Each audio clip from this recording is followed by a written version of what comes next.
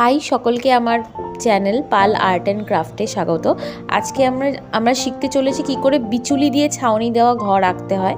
তার জন্য আমি বেসিক কিছু কালার কালেক্ট করেছি। বিচুলির কালারটা আমরা সবসময় জানি কেমন একটা হলদেটে হলদেটে কালার হয়। তো স্টার্টিংয়ে আমরা লেমন ইয়েলো কালার দেবো।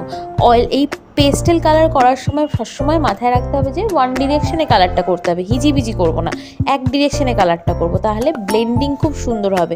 কারণ এই ঘরটা আঁকার সময় আমরা দেখবো যে আমরা বেশ কয়েকটা কালার মিক্স করে কালারটা তৈরি করছি।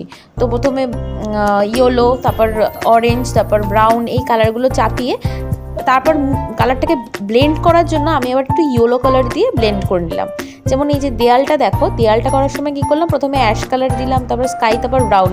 এবার সব কটা যাতে ব্লেন্ড হয় তার জন্য দেখবে আমি আবার একটা অ্যাশ কালার নিয়ে ওগুলোর ওপরে আবার রঙটাকে ঘষছি। তারপরে দেখলাম যে না, অ্যাশ কালার দিয়ে হচ্ছে না, আবার আমি হোয়াইট কালার চাপালাম, দিয়ে আবার ব্লেন্ডিংটা করলাম।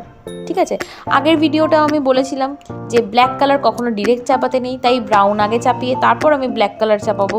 আর সবসময় শ্যাডোর জন্য আমাকে ব্ল্যাক ইউজ করতে হবে, আমি জানি, তো আগে ব্রাউন দিয়ে বেস ক্রিয়েট করে নিয়ে করলাম।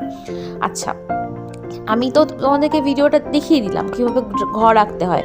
তারপরেও যদি তোমাদের কিছু কোয়ারি থাকে অবশ্যই আমাকে কমেন্ট বক্সে জানাবে, কিছু বুঝতে না পারলে বা কিছু কোয়েশ্চেন থাকলে, তাহলে আমার পক্ষে তোমাদেরকে গাইড করতে বেশি সুবিধা হবে। আর ভিডিওটা ভালো লেগে থাকলে অবশ্যই লাইক করে দিও, আমার চ্যানেলটাকে সাবস্ক্রাইব করে দিও।